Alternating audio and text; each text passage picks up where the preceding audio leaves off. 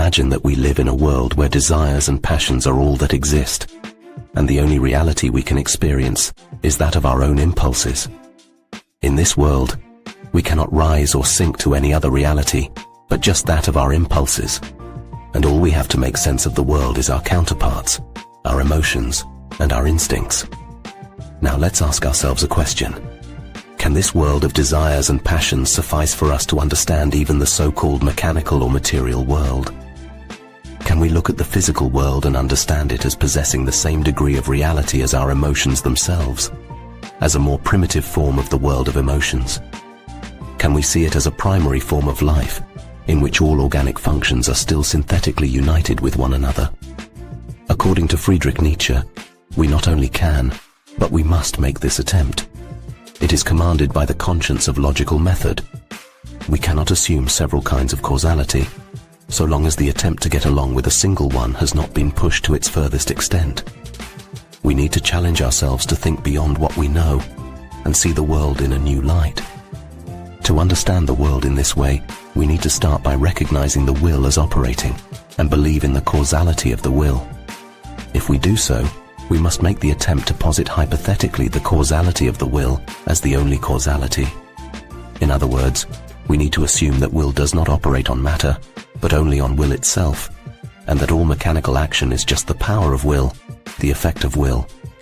This leads us to Nietzsche's concept of the will to power. The will to power is the fundamental form of will that underlies all organic functions. It is the force that drives us to assimilate, to nourish, to secrete, and to change. It is the force that powers all of our instincts, and it is the force that gives us the power to define all active force unequivocally as will to power. If we can explain our entire instinctive life as the development and ramification of one fundamental form of will, then we have the right to define all active force as will to power. This means that the world seen from within, the world defined and designated according to its intelligible character, would simply be will to power, and nothing else. But what does this mean for us in practical terms? How can we apply this understanding of the world to our lives and our interactions with others? First and foremost, we need to recognize the power of our own wills. We need to understand that our desires and passions are not just superficial distractions, but fundamental forces that drive us to action. We need to learn to harness our will to power, to channel it towards our goals and our dreams.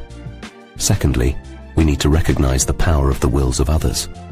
We need to understand that everyone we interact with is driven by their own desires and passions, their own will to power. We need to learn to work with these forces, to collaborate and cooperate towards our shared goals.